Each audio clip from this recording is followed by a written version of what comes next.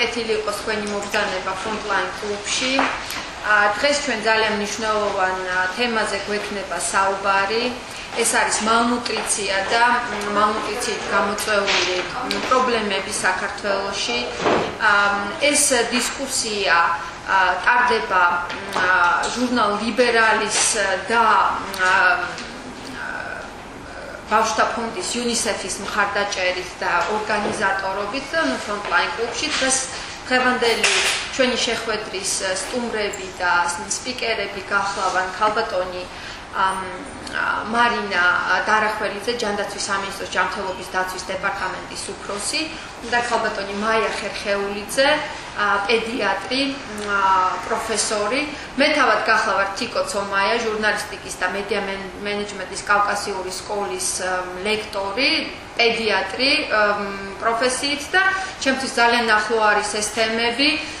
ზოგადად და შევეცდებით რომ აი იმ ასე ვთქვათ არ არის ძალიან დიდი აუდიტორია, მაგრამ ვინც არის ნამდვილად ისეთი ხალხია, რომელსაც აინტერესებს და გულთან ახლოს აქვს ეს პრობლემა მიტანილი და შევეცდებით რომ დღევანდელი შეხვედრა იყოს საქმიანი და საინტერესო, მით უმეტეს რომ UNICEF-ის მეშვეობით ჩვენ გვაქვს ძალიან საინტერესო კვლევა, რომელიც 2013 წელს გამოვიდა malnutriციასთან დაკავშირებით, რომელიც ძალიან მრავალპლასტიან შეხედულებებს და საშუალებებს გვაძლევს მშენებლობისათვის.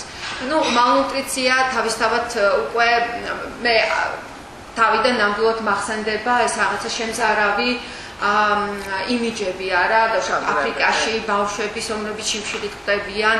Anda დავშოთ კიდევ მახსოვს კვაშიორკორი, რომელიც მე მგონი ყველა სკოლაში ყველას გვაქვს ნასწავლი C ვიტამინით გამოწვეული და ცილის დეფიციტით გამოწვეული პრობლემები, როდესაც ძალიან ძიმე კლინიკური გამოვლინება აქვს ამ ფორმას, მაგრამ დღევანდელი მეცნიერება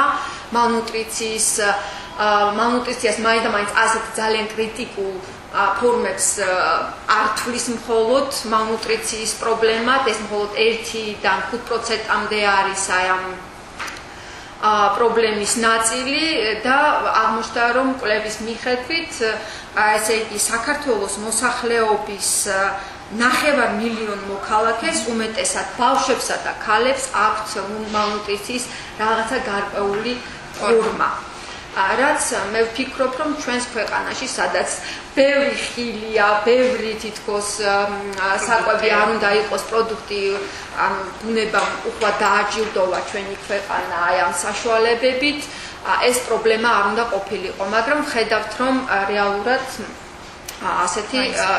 ასეთი საკითხები დგას და გამოწვევებით დგას ჩვენს წინაშე. აი ფორმაზე შევთანხმდეთ. ქალბატონ მაიას მივცემ თავიდან 10 წუთიან სიტყვას, შემდეგ ქალბატონ მარინას და მე გავშალოთ უბრალოდ დისკუსია, მე წავიკითხე თვითონ ეს ძალიან საინტერესო კვლევა, მაქვს რაღაცა შეკითხვები და შევეცდებით რომ ის რაც მე მაინტერესებს და რაც თქვენ გაინტერესებთ, ქალბატონმა ექსპერტებმა და დამწყე საზოგადოებამ გავცეთ შეკითხვებს პასუხი. დიდი მადლობა. malnutriция არის საზოგადოებრივი ჯანდაცვის ერთ-ერთი ყველაზე მნიშვნელოვანი პრობლემა, გამომდინარე იქიდან, რომ მასთან ასოცირდება ბევრი სხვა პრობლემები. პირველ რიგში მე ვიტყვი ეს არის თქვათ ლეტალური გამოსავლების, სიკვდილობა, ავადობის შემთხვევები, განათლების დონე, სიღარიბესთან ბრძოლა, ანუ არა მხოლოდ ჯანმრთელობის პრობლემები, როგორც ჩვენ წარმოვიდგენდით თქვათ აქამდე და მაინც როდესაც გვესმოდა malnutriция მხოლოდ ჯანმრთელობის პრობლემებზე ვაკეთებდით აქცენტს, არამედ თქვენ წარმოიდგინეთ განათლების პრობლემები, რომელიც დღესდღეობით უამრავი კვლევით არის დადგენილი malnutricიის და გარკვეული კვებითი ელემენტების, განსაკუთრებით მიკროელემენტების დეფიციტით განპირობებული დარღვევები კოგნიტური სფეროსი, მენტალური ჯანმრთელობის, რაც თავისთავად შემდგომ აისახება სწავლის პროცესებზე, მოსწრების პროცესებზე და შემდგომ კიდევ ეკონომიურ ეფექტურობაზე. თუ ადრე განიხილებოდა რომ malnutricia ეს იყო თქვათ სიღარიბის შედეგი, დღეს პირიქით განიხილება ისიც რომ თვითონ malnutricia ეს შეიძლება იყოს სიღარიბის ერთ-ერთი მიზეზი. გამომდინარე იქიდან რომ თუ ჩვენ არ ვაწოდებთ სწორ ბალანსირებულ საკვებს, ორგანიზმს, ის იწვევს ერთის მხრივ ჯანმრთელობის გაუარესებას, მეორეს მხრივ განათლებაზე ზემოქმედებს, აქედან გამომდინარე შესაძლებლობების უნარი, ეფექტურობა, თვითონ მომსახურეობის ქვეითდება, ეს შემდეგ მოქმედებს სწავლაზე, სწავლა ავტომატურად დასაქმებაზე და მივდივართ ისევ ციკლში სიღარიბესთან. ანუ გარკვეული ციკლი არის, პრობლემების, რომელიც შეიძლება გამოიწვიოს მალნუტრიციამ. მე აუცილებლად მინდა ვთქვა მალნუტრიციის კავშირი ჯანმრთელობაზე, ყველამ კარგად ვიცით და ამაზე ნაკლებად გავამახვილებ ყურადღებას, თუმცა ვიტყვი, რომ ხშირად მალნუტრიცია ასოცირდებოდა მხოლოდ და მხოლოდ თქვა კვების ისეთ დარღვევებთან, რომელიც დეფიციტთან არის დაკავშირებული, თქვა სიმაღლის დეფიციტი, დღესდღეობით დადგენილია, რომ მალნუტრიციის შედეგად შეიძლება იყოს განპირობებული, თქვა წონის დეფიციტი, მაგრამ ჭარბი წონა და სიმსუქნეც ესეც მალნუტრიცია არის, ეს ჩვენთვის ცოტა ესეთი გასაკვირი იყო პირველად ტერმინოლოგიურად, თუმცა ესეც მალნუტრიცია, ეს არ ნიშნავს, რომ ჭარბად იკვებება ადამიანი, ეს ნიშნავს, რომ მისი საკვები არაბალანსირებულია, აბსოლუტურად არასწორია და ამიტომ ღებულობთ პრობლემას, რომელიც ასევე მოზარდობის პერიოდში მერე მოზრდილ ადამიანებთან უამრავ სხვა პრობლემას ქმნის. კერძოდ კი თქვენ იცით, რომ ადამიანებს, რომელსაც ჭარბი წონა აღენიშნებათ, ამ ჯგუფში არის გაცილებით მაღალი ჰიპერტენზიის რისკი, გაცილებით მაღალი გულსიძარღვთა დაავადებებით განპირობებული ავადობა და სიკვდილობის შემთხვევები და თვითონ დიაბეტის განვითარების რისკი ძალიან იზრდება. ანუ ერთის მხრივ, რა თქმა უნდა, ძალიან დიდი გავლენაა ჯანმრთელობაზე. მეორეს მხრივ ეს არის უზარმაზარი გავლენა თვითონ განათლებაზე და ბავშვის განვითარებაზე.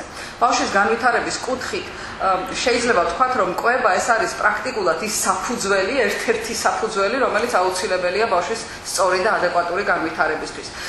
ელემენტარული, ვთქვათ, რომ მოვიყვანოთ მაგალითები, ვთქვათ, დადგენილი არის, რომ იოდის დეფიციტი ორსულობის პერიოდში არა მხოლოდ ასახვას პოვებს, ვთქვათ, ახალშობილის და ჩვილის გარკვეულ უნარებზე, ხშირად არის ხოლმე მოტორული სფეროს დარღვევები, ხშირად განსაკუთრებით მოტორული სფეროს, არამედ უკვე ნანახი არის, რომ სკოლამდელ ასაკშიც იწვევს კითხვის დარღვევებს, განსაკუთრებით ეს არის კითხვითი უნარების დარღვევა, ეს არის ლოგიკური აზროვნების დარღვევა და განაპირობებს სასკოლო შესწავლილი იყო 8-9 წლის ასაკის ბავშვებში და დადგინდა, რომ დედასთან იოდის დეფიციტის პრობლემამ გამოიწვია სწორედ შემდგომში სწავლაში ჩამორჩენა. იგივე შეიძლება ჩვენ ვთქვათ რკინა დეფიციტურ ანემიაზე, რომელიც ასევე განაპირობებს სასკოლო უნარების, განსაკუთრებით ყურადღების დეფიციტის პრობლემებს, ძალიან მაღალი არის კავშირი რკინა დეფიციტურ ანემიასთან და ყურადღების დეფიციტთან. უნდა ვთქვათ, რომ კავშირი არის არა მხოლოდ მაშინ, როდესაც ვთქვათ რკინა დეფიციტური ანემია აქვს, არამედ თუ გადატანილი არის მალნუტრიცია, ანუ გარკვეული კომპონენტის დეფიციტი პირველი წლის ასაკში 1 წლამდე, ამან შეიძლება გამოიწვიოს მომავალშიც კი. ის არ ახდენს გავლენას მხოლოდ მაშინ, როდესაც პრობლემაა სახეზე, არამედ გავლენას ახდენს მომავალშიც კი, ვთქვათ, ისევ სწავლის უნარებზე, ყურადღების დეფიციტი, ქცევითი დარღვევები ძალიან ხშირად, მათემატიკური აზროვნების დარღვევები რკინა დეფიციტურ ანემიასთან, მოზრდილებში ხშირად მეხსიერების პრობლემები სწორედ რკინა დეფიციტურ ანემიას უკავშირდება. ანუ რისი თქმა მინდა, ეს არ არის მხოლოდ პრობლემა, რომელიც დღეს მოქმედებს და ხვალ მოგვარებადია. დღეს თუ ჩვენ არ მოვაგვარეთ ეს პრობლემა, ხვალ ჩვენ მივიღებთ განათლების გაცილებით უფრო დაბალ დონეს და რა თქმა უნდა, ეს საერთოდ ქვეყნის განვითარებაზეც აისახება.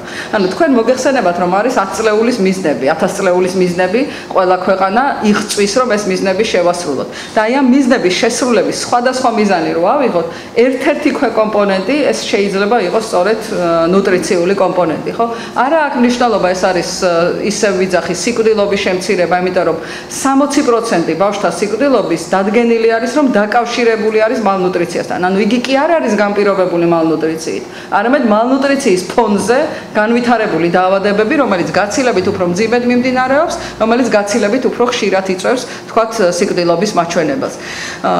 დედის ჯანმრთელობის მდგომარეობის გაუმჯობესება. წარმოუდგენელია თუ არ გავაუმჯობესეთ დედის კვება, ხო? იმიტომ რომ ჯანმრთელობის მდგომარეობა ქალის, რეპროდუქციული ჯანმრთელობა ძალიან მნიშვნელოვნად დამოკიდებული არის თვითონ ქალის კვებაზე.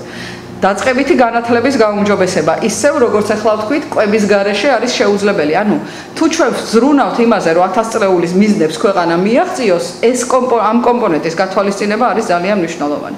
ხა რა ჩვენა გაეროს ბავშვთა ფონდის მიერ ჩატარებულმა კვლევამ.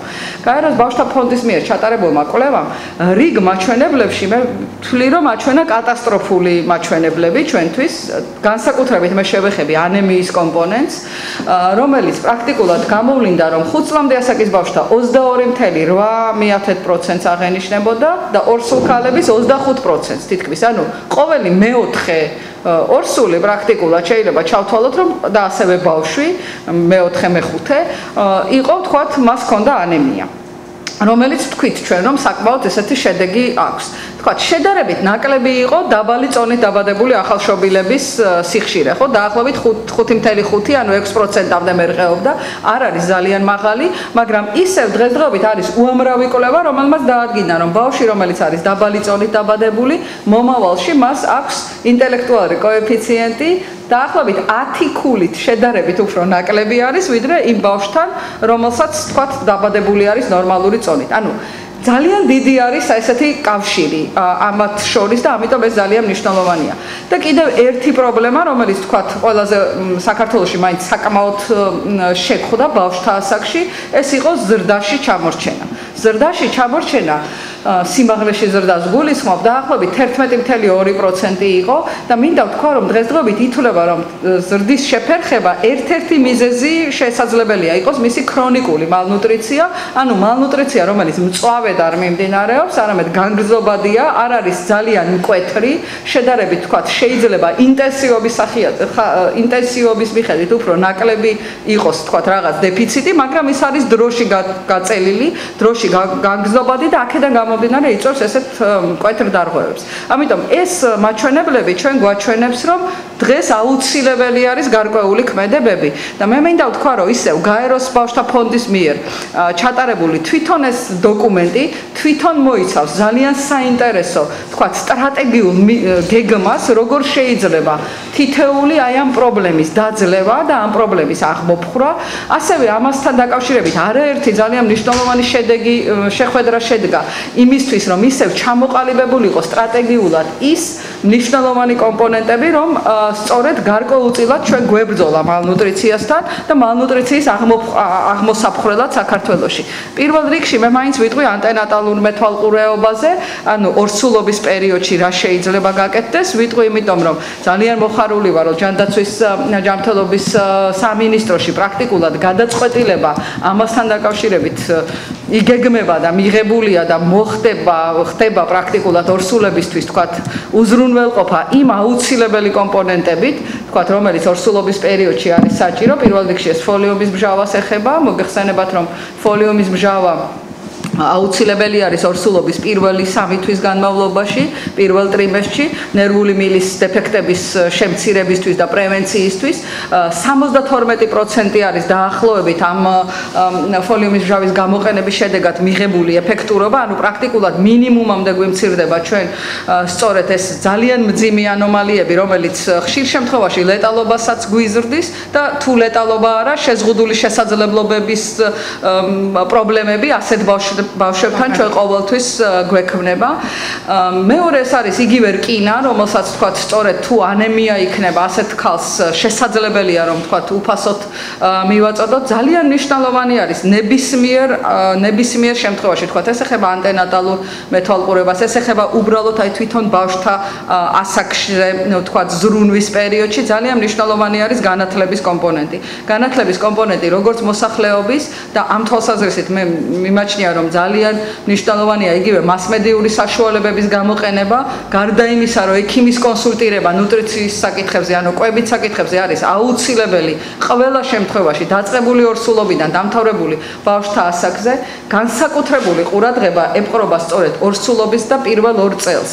იმიტომ რომ თვლიან რომ აი ეს პირველი 2 წლის პერიოდი არის ტვინის განვითარების ერთ-ერთი ყველაზე სწრაფი პერიოდი, იმიტომ რომ 3 წლის ასაკის ბავშვს დაახლოებით აქვს მოზრდილი ადამიანის ტვინის 50% უკვე განვითარებულია. წარმოიდგინეთ 3 წლის არის და იმ გონებრივი განვითარების 50%, ანუ ტვინის განვითარების 50% უკვე შესრულებულია.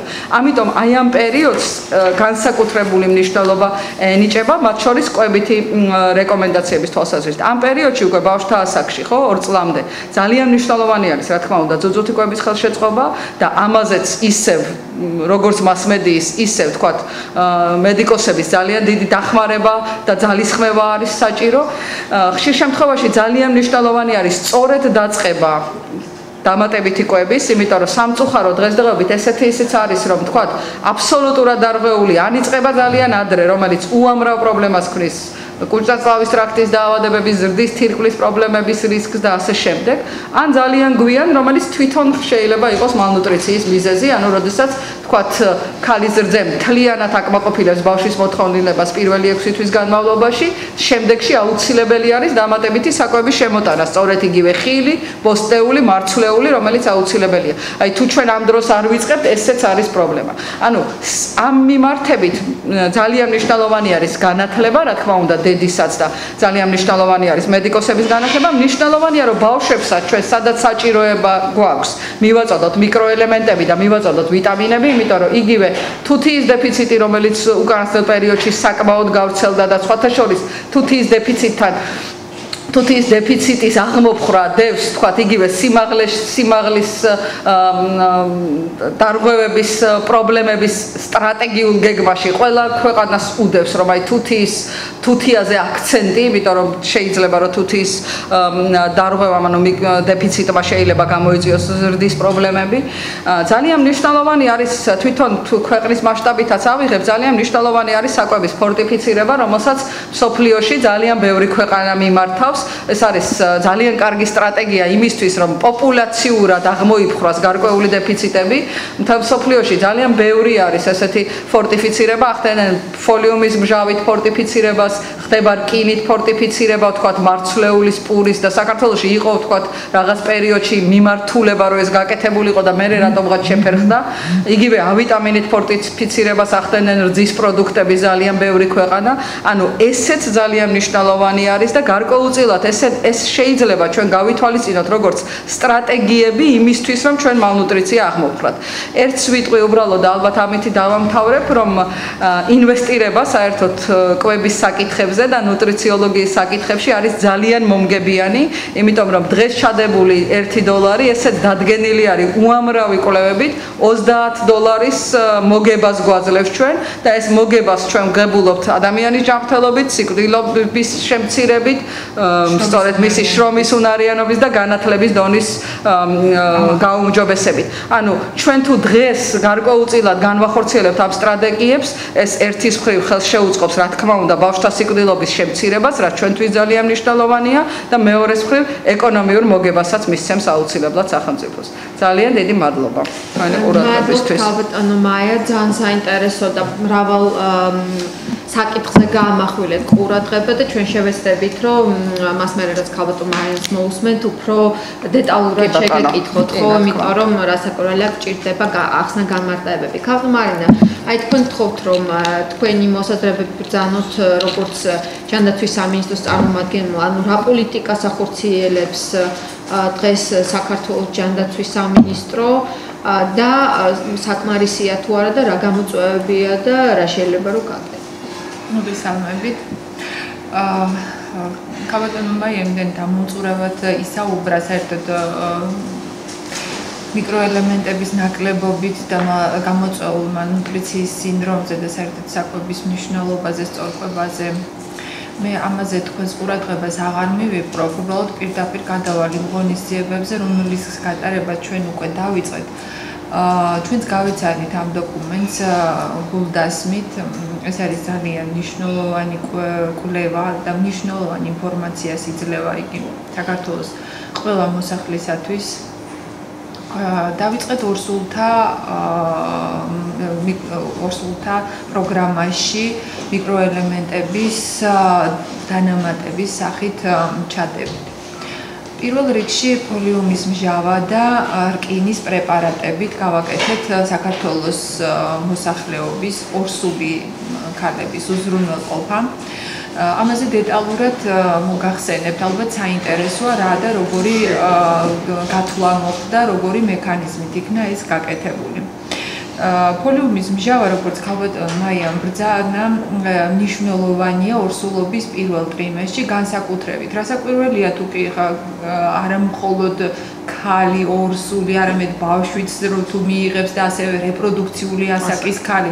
ესეც ძალიან კარგია, მაგრამ დასაწყისში ჩვენ ავიღეთ ორსული ქალები მიზნობრივად პირველი 3 თვის განმავლობაში, ეს კვირებში არის პირველი 13 კვირის გამოხატულება. როდესაც მათზე უფასოდ გავცემთ საჭირო რაოდენობის ფოლიუმის მჟავას. ეს არის დღეში 400 მიკროგრამი დოზა, რომელიც ყოველდღიურად უნდა მიიღოს ორსულმა და გადავწყვეტეთ, რომ ეს პირველადად მივაბად ანტენატალურ მეთვალყურეობის პროგრამას. პირველი ვაუჩერი ორსულმა მართალია 13 კვირამდე მას შეუძლია არა იყოს და არ ისარგებლოს ვიზიტით, მაგრამ ამითი ვფიქრობთ, რომ ორ საქმეს გავაკეთებთ ერთდროულად.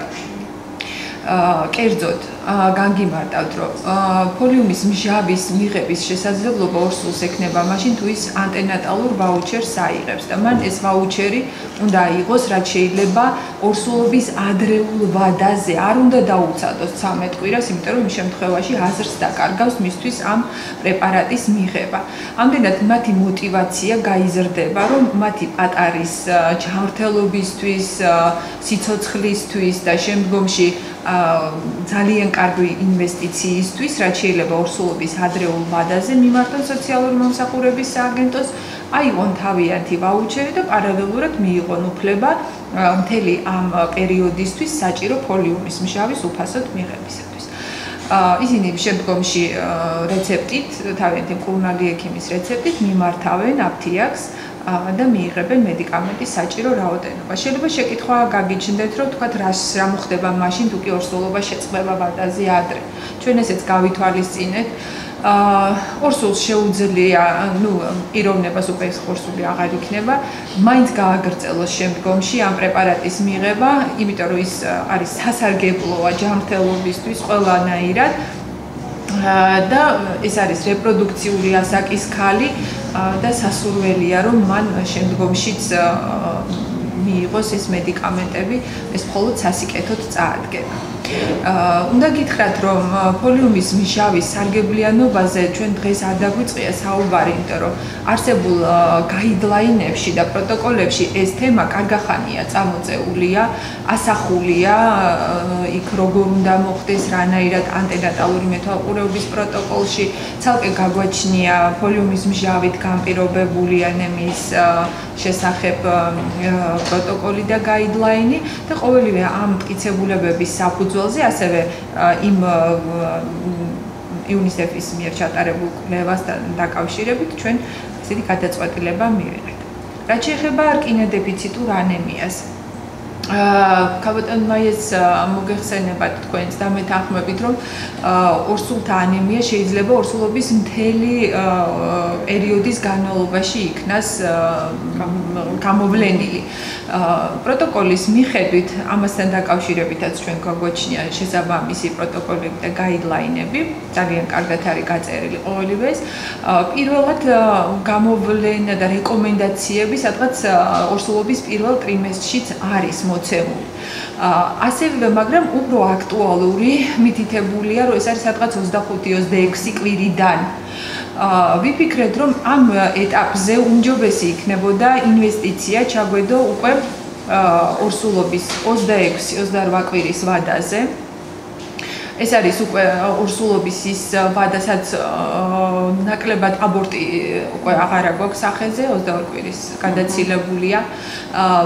ძალიან მნიშვნელოვანია წონის ზრდა, დეფიციტი ამ შემთხვევაში ძალიან დიდია ნაადრევი მშობიარობების რისკი და აი სწორედ აქ შეგვიძლია ჩვენ ქალს დავეხმაროთ, თან მშობიარობა უფრო ახლოს არის, დროული მშობიარობა და გადავწყვეტეთ, რომ ეს იქნებოდა ოპტიმალური ხელშეწყობა ჩვენი ქალებისთვის, რომ ისინი მშობიარობას შეხვდნენ მომზადებული, ჯანმრთელი, უმაგრებული და რკინის პრეპარატები რეკომენდირებული დოზით, ეს არის დღეში დასაწყისში 200 მიკროგრამი, არა უმეტეს 200 მიკროგრამისა დოზირება ექიმმა უნდა განსაზღვროს, მხოლოდ იმ ორსულებისათვის, რომელთაც აქვთ დადასტურებული რკინა დეფიციტური ანემია. ეს აუცილებელია, იმიტომ ეს არ არის ფოლიუმის მჟავა, ეს არის რკინის პრეპარატი და აუცილებლად მოითხოვს დადასტურებულად ორსულთა ანემიის დიაგნოზის არსებობას. ამ შემთხვევაში ერთი თვის განმავლობაში მკურნალი ექიმის მიერ ენიშნება ორსულს რკინის პრეპარატი, უნდა აღნიშნო, რომ ამ შემთხვევაში ვაუჩერზე ეს მიბმული არ არის და აგიხსნით რატომ, იმიტომ რომ შესაძლებელია ქალმა არ ისარგებლოს ვაუჩერი და არის ასეთი შემთხვევები სამწუხაროდ, რომ 13 კვირის ვადამდე ზოგიერთი ქალი არ აკითხავს სამწუხაროდ ანტენატალური მომსახურებისთვის სამედიცინო დაწესებულებას და სააგენტოს და ისინი ვეღარ სარგებლობენ შემდგომ ეტაპში და ჩვენ გადავწყვეტეთ, რომ საქართველოს ყველა მოქალაქე ორსულმა უნდა ისარგებლოს ამ სიკეთით და არ არის აუცილებელი ისარგებლობდეს ანტენატალური მომსახურების ვაუჩერით, მაინც მიიღებს ამ პრეპარატს დადასტურებული დიაგნოზის შემთხვევაში. ანტენატალური მეთვალყურეობის და რკინის დეფიციტის პროტოკოლის ანემიის პროტოკოლის მიხედვით ერთი თვის შემდეგ აუცილებელია გადახედილი იქნას დოზა შესაძლებელია თუ არა. ამ შემთხვევაში ჩვენ ვისარგებლეთ ჩვენი იმას, ვინც არის ჩართული პროგრამაში, მესამე და მეოთხე ვიზიტებზე კეთდება ჰემოგლობინის ანალიზი პროგრამული დაფინანსებით და ექიმის კონსულტაცია პროგრამული დაფინანსებით. ასე რომ ორსულს შეუძლია გამოიყენოს თავისი რუტინული სკრინინგისთვის სახელმწიფო პროგრამა, რომ დამატებითი ხარჯი მას არ ქონდეს და თუ კი დოზა შეეცვლება, ანუ მისი ლაბორატორიული გამოკვლევების საფუძველზე შეუძლია პრეპარატის დოზა ან იგივე დატოვოს ექიმმა, ან დაუკლოს თუ კი გაუმჯობესდება მდგომარეობა. ასევე შეგვიძლია მეოთხე ვიზიტზე ეს გადავამოწმოთ და უკვე შემდგომში დგება დროული მშობიარობის ვადა. ასე რომ ეს არის ჩვენი აზრით ამ მონაცემებიდან გამომდინარე კარგი და ოპტიმალური შეთავაზება ჩვენი მოქალაქეებისთვის. ეხლა რაც შეეხება თვითონ პრეპარატის ანუ მთლიანად პროგრამის ღირებულებას, ეს არის დედათა და ბავშვთა პროგრამაში ჩადებული კომპონენტი ცალკე ორსულთა მედიკამენტებით უზრუნველყოფა და მინდა გითხრათ, რომ საკმაოდ სოლიდური დანახარჯია, $9 მილიონი გაიყო სახელმწიფომ ამისათვის და ვფიქრობთ, რომ ეს ძალიან მნიშვნელოვანი იქნება ჩვენი მოქალაქეებისთვის. მხარს დაგვიჭერს სამედიცინო პერსონალი, თვითონ გაგებით მოეკიდებიან ორსულები თავიანთ ჯანმრთელობას, თავიანთი შვილების და მომავალის ჯანმრთელობას და ისარგებლებენ ამ სიკეთით, რაც დღეს სახელმწიფო მათთვის დააწესა. რაც შეეხება ბავშვთა ასაკში მალნუტრიციის საკითხებს, ამასთან დაკავშირებით მინდა გითხრათ, რომ საქართველოს მთავრობას გააჩნია სტრატეგია 2014-15 წლებისთვის, ეს ადამიანთა უფლებების დაცვის სამოქმედო გეგმა და სპეციალური ქვეთავია მიძღვნილი ბავშვთა უფლებების დაცვისათვის, სწორედ აქ არის ჩადებული გათვალისწინებული მალნუტრიციის შემცირება ფორტიფიცირებულ პროდუქტებზე და მიკროელემენტების შემცველ მრავალკომპონენტიან საკვებ დანამატებზე ხელმისაწვდომობის გაზრდის გზით, რომელშიც წამყვან ან პასუხისმგებელ უწყებად სწორედ ჯანდაცვის სამინისტრო არის განსაზღვრული და ამ ღონისძიებების შედეგად აუცილებელია შემუშავდეს სპეციალური დოკუმენტების ნორმატიული აქტებია, როგორ უნდა მოხდეს ფქვილის სავალდებულო ფორტიფიცირება და უნდა დამტკიცდეს ეს განმტკიცებული უნდა იყოს შესაბამისი უწყებების მიერ დადასტურებული იქნას. ასევე ქალბატონო მაიამ ასევე ძალიან სწორად აღნიშნა აღინიშნა, რომ დიდი მნიშვნელობა აქვს მოსახლეობის ცოდნის დონის ამაღლებას ამ საკითხებთან მიმართებაში, რომ ეს მხოლოდ სახელმწიფოს მხრებზე არ იყოს, არ ექნება ამას ეფექტი, თუ ამაში მოსახლეობა აქტიურად არ ჩაერთვება, იმიტომ რომ ხშირად საკვები პროდუქტების სახლში მზადდება და ბუნებრივად, ანუ შიდა სახლის შიდა ფორტიფიცირებასაც მათ უნდა შეუწყონ ხელი. მოგეხსენებათ ახლა შემეცნებითი და ეს გასაგანმანათლებლო კამპანიებიც გარკვეულ ხარჯებს მოითხოვს, ანუ ამაშიც ჩართული იქნება აქტიურად ჯანდაცვის სამინისტრო, ეს ყველასთვის ცნობილი გახდეს, იგივე იოდ პრეპარატებს რა მნიშვნელობა აქვს, იოდიან მარილს, იგივე ამ ქვილის ფორტიფიცირება, საკვები პროდუქტების შემდგომში უფრო დეტალურად ნახავთ რა კიდევ და კიდევ უფრო შესაძლებელია უშუალო ხელშესახების პროგრამების ან ქმედებების შემუშავება, თქვათ ისეთი, როგორც უკვე გვაქვს ორსულთა საკვები დანამატებით უზრუნველყოფის თვალსაზრისით. კამან, როდის დაიწყო ეს ორსულთა? უკვე ძალაშია შესული, დამტკიცებულია პროგრამა, მთავრობაზე გასულია, მედიკამენტების შესყიდულია, ასე რომ ეს უკვე იმპლემენტაციის საკითხია. ამისი დავუშვათ ჯერ შედეგების იმაზე არა ეს ახლა კარგახანია საკითხებზე ქალოტონიმაია არის დედათა და ბავშვთა ჯანმრთელობის დაცვის საკოორდინაციო საბჭოს წევრი და ის უშუალო მონაწილეა, როდესაც ამ საკითხებს ჩვენ განვიხილავდით, რომელი პერიოდებში უნდა დაგვენერგა, როდის იქნებოდა ოპტიმალური და კარგახანია ამ თემებზე მიდიოდა საუბარი, უბრალოდ უკვე ეს არის განხორციელებული კანონიერ ძალაში შესული ღონისძიება. ჩანს რომ მტკიცებულებაზე დაფუძნდა და მართლაც მოფიქრებულად არის ეს ყველაფერი გაკეთებული. ახლა მინდა ქალბატონ თამუნაუგულავას ვთხოვო კვლევის ავტორს, ესე იგი თავისი კომენტარი გააკეთოს იმასთან დაკავშირებით, თუ კიდევ რა არის მნიშვნელოვანი გარდა ჩამოთვლილი ღონისძიებებისა, რომელიც ჩვენ ახლა მოვისმინეთ, რა რეკომენდაციებს იძლევა ეს კვლევა. და თუ შეიძლება კიდევ დამატებით ერთი შეკითხვა, ანუ ეს მალნუტრიციული სიტუაცია, რომელიც თქვენ შეისწავლეთ საქართველოში, სხვა ქვეყნებთან შედარებით, დავუშვათ რომ შევადაროთ, თუ არსებობს ასეთი მსგავსი კვლევები, დავუშვათ ჩვენს მიმდებარე მეზობელ ქვეყნებთან შედარებით, ხომ სომხეთი რო ავიღოთ, აზერბაიჯანი და ნუ თქვათ ავიღოთ რუსეთი. სულ არის ლაპარაკი UNICEF-ის კვლევაზე. სინამდვილეში თვითონ ეს შრომა, რის შედეგებსაც ახლა წარმოვადგენთ, არ არის კვლევა. ანუ ამ შრომას საფუძვლად დაედო ნუტრიციული, ჩვეულებრივია ნუტრიციული სტატუსის შესწავლა, რომელიც მოხდა 2009 წელს.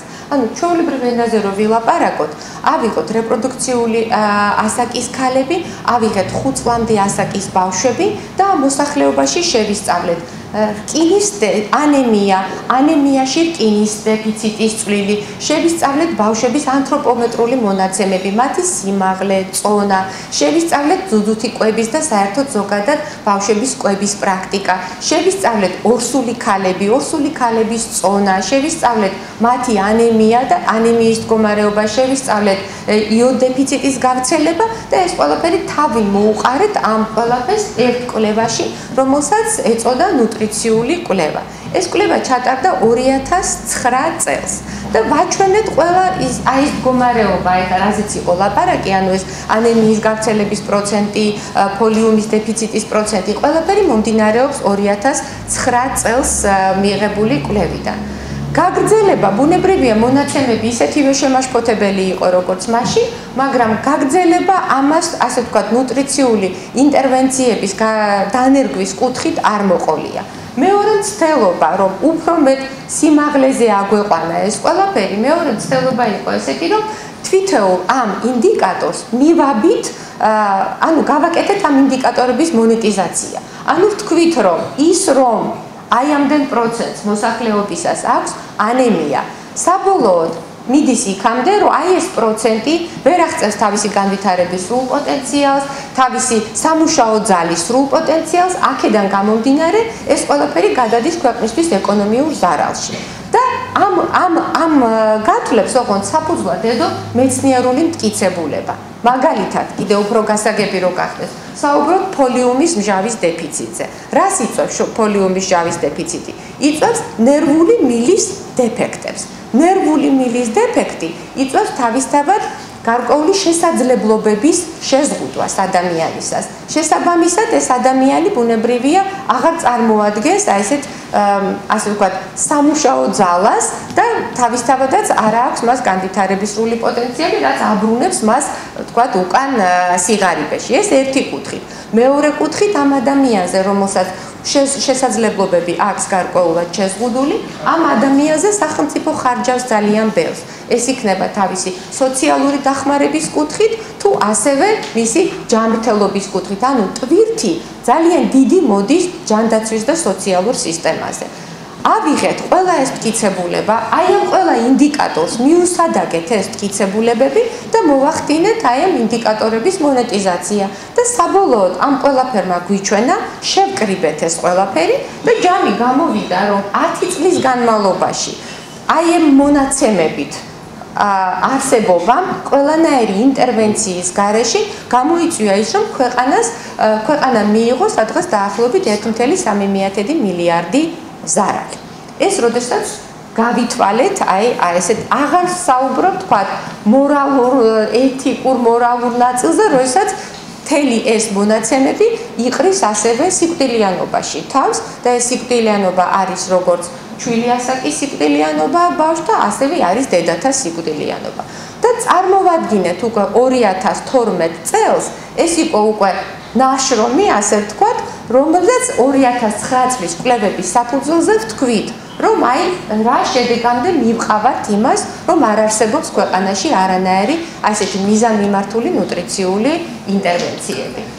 და აი იგივე აი ამ ნაშრომში, აი ქალბატონმა მაიამ აღნიშნა, რომ ჩამოყალიბებული არის ძირითადი 5 სტრატეგია, როგორ უნდა წავიდეს ქვეყანა, რომ აღმოიფხრას აი ეს ასე ვთქვათ, არასაკმარისი კვებით გამოწვეული პრობლემები. ერთი პრობლემა, რაც რეალურად ნუტრიციაში არსებობს, ის არის, რომ არც ერთი ნუტრიციული ინდიკატორი, ესეთი ცარიელ სივრცეში არ არსებობს. ყველა ნუტრიციული ინდიკატორი არის ერთმანეთზე გადაბმული.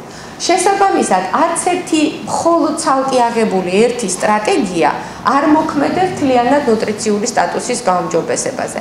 ამაში, ასე ვთქვათ, ძაღლის თავი დამარხული. ანუ საჭირო არის, რომ ყველა ეს 5-ვე სტრატეგია იყოს ერთად და მათი მხოლოდ ერთობლივი, ასეთი სინერგიულობით მათი მიიღწევა საუკეთესო შედეგი. ნამდვილად ძალიან დიდი მიღწევა და წინ გადადგმული ნაბიჯი, რომ ჩვენ დავიწყეთ ამაზე ფიქრი და ფიქრზე მეტი დავიწყეთ უკვე კონკრეტული ნაბიჯების გადადგმა. და ეს ყველაფერი გვაძლევს იმის საფუძველს ვიფიქროთ, რომ მთლიანად ეს კომპლექსურად ყველაფერი ერთიანად გაერთიანებულ სტრატეგიაში მოიყრის თავს, სადაც შეიძლება უკვე ვიმედოვნოთ, რომ ამ ყველა სტრატეგიის სინერგიზმმა საბოლოოდ შეიძლება რეალურად მოგვცეს ესეთი ხელშესახები შედეგები დედათა და ბავშვთა ჯანმრთელობის გაუმჯობესების კუთხით.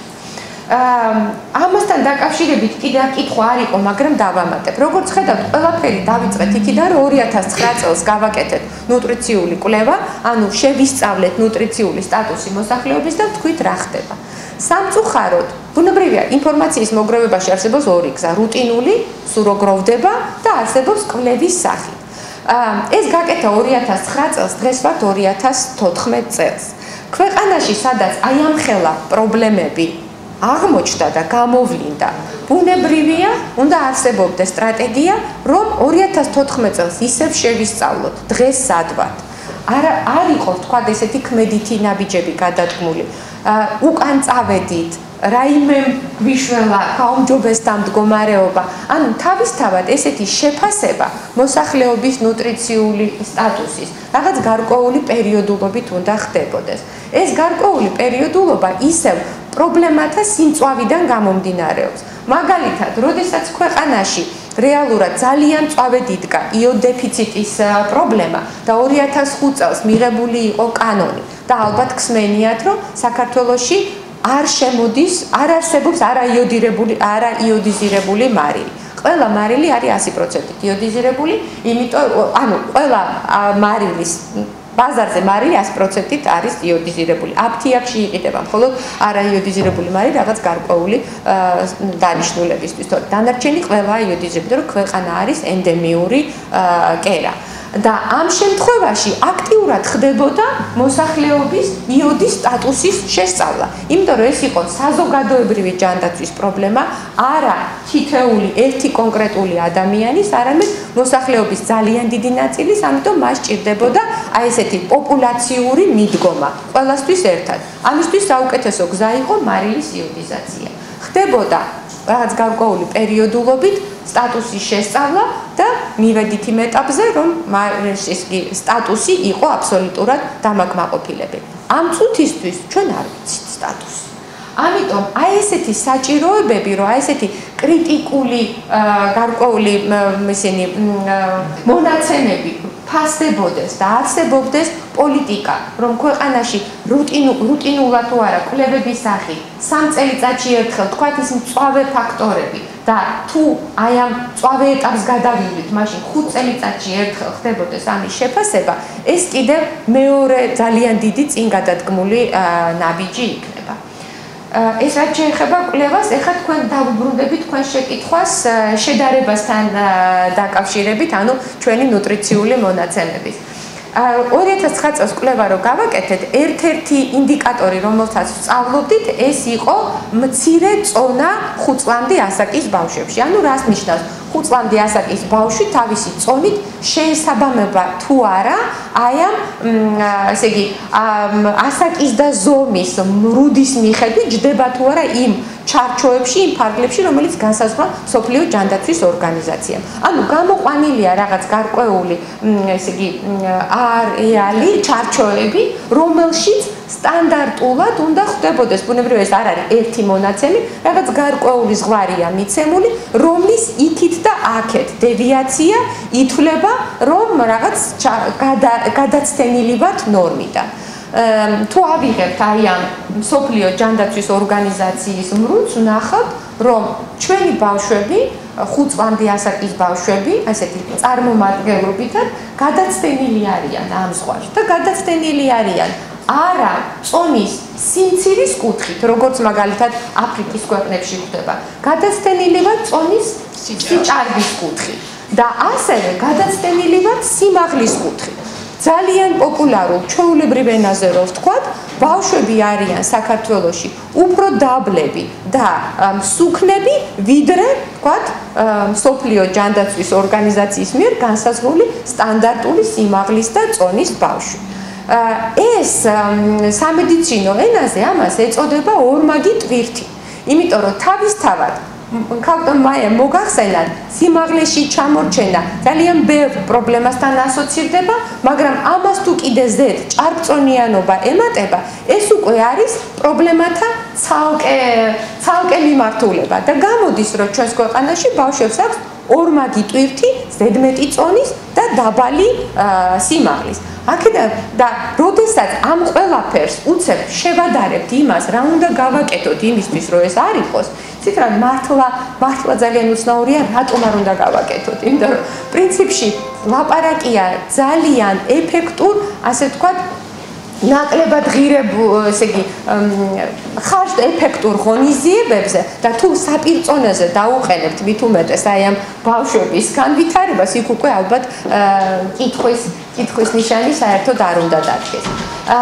თუ შევადარებთ ახლა აწავალთ, თქვათ, აფრიკის ქვეყნებზე, სადაც გავრცელებული არის უფრო დაბალი წონის ბავშვები და ჭარბწონიანობა არ დგას პრობლემად, ზოგადად ტენდენცია აღმოსავლეთ ევროპაში და საერთოდ განვითარებისკენ მიმავალ ქვეყნებში. განვითარების მაჩვენებელი არის ერთ-ერთი სამწუხარო მაჩვენებელი, რომ ჭარბწონიანობა იმატებს. და ესე იგი ეს ორმაგი ტვირთი ყველა აღმოსავლეთ ევროპის ქვეყანაში აი ესეთ ორმაგ ტვირთად არის. თუმცა ორმაგ ტვირთად არა, ჭარბწონიანობა მიდის უფრო, მაგრამ ეს ზდაში ჩამორჩენა ზოგან არის, ზოგან არ არის. ჩვენთან სამწუხაროდ ორმაგი ტვირთის სახით მიდის.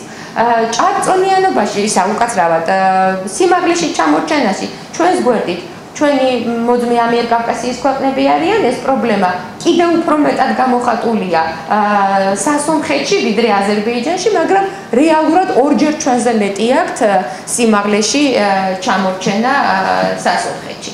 ასე რომ აი ეს ტენდენციაა ერთგვარი და არანაირ გამონაკლის ამ ტენდენციიდან ჩვენ ხო რეგიონი ჩვენი ქვეყანა არ წარმოადგენს ან მთლიანად ზოგადად ესეთი ტენდენცია არის.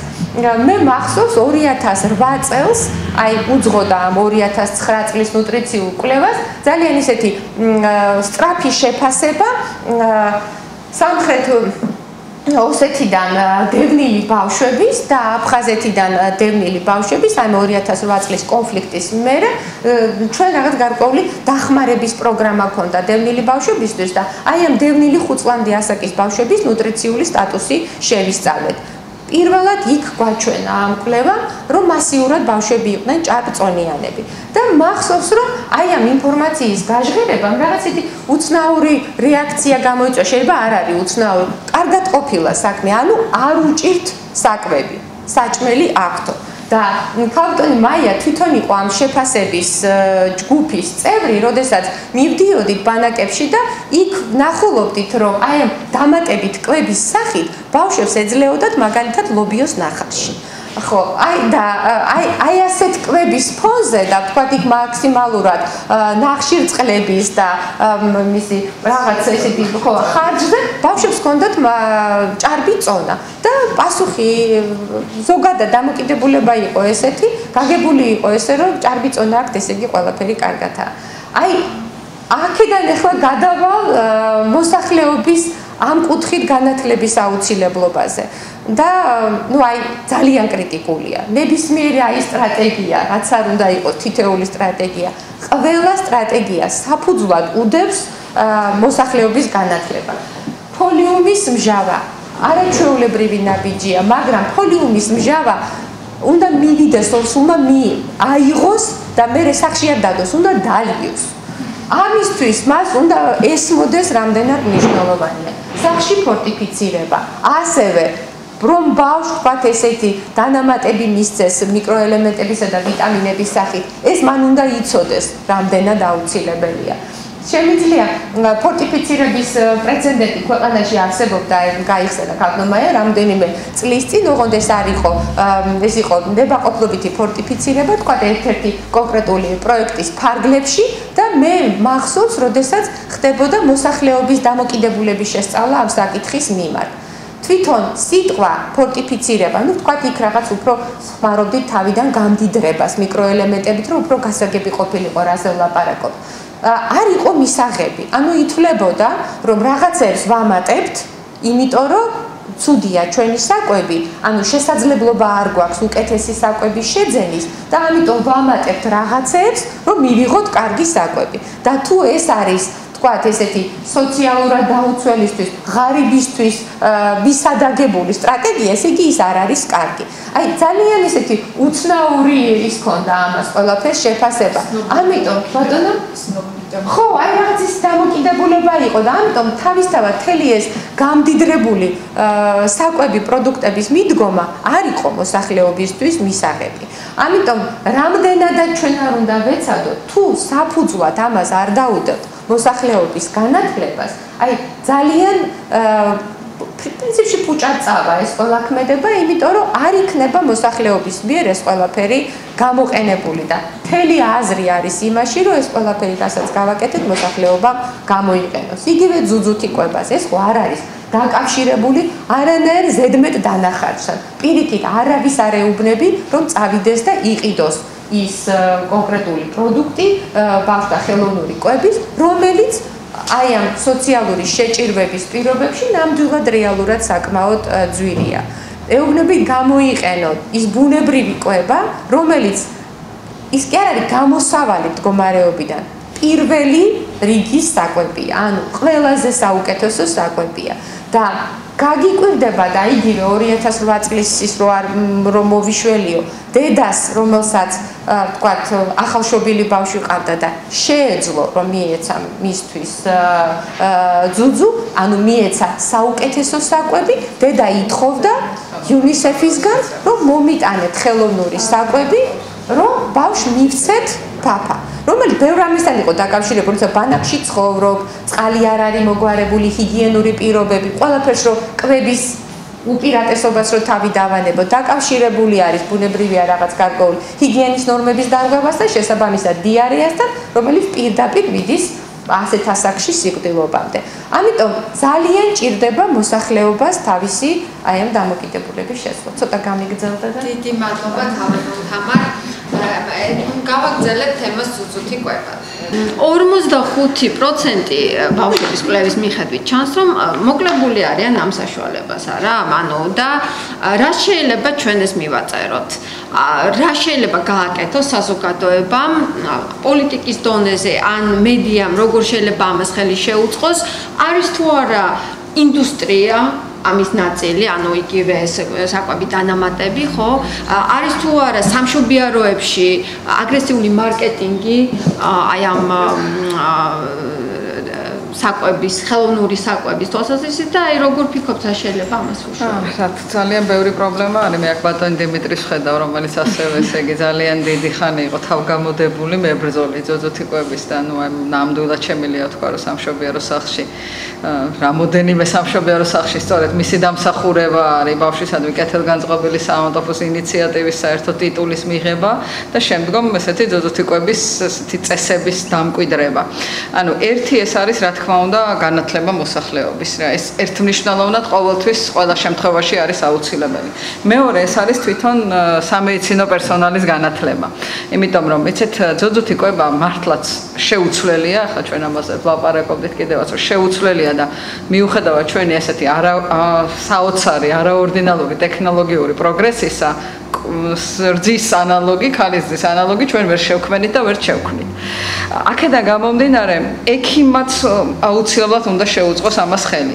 მაგრამ მეორე მომენტია, გაცილებით ადვილი არის ექიმისთვის, რომ დაწეროს თქვათ ხელოვნური საკვები გამოწეროს, ვიდრე თქვათ ძუძუთიკვებას კონსულტირება ჩაატაროს. იმიტომ რომ კონსულტირება სჭირდება გაცილებით მეტი დრო.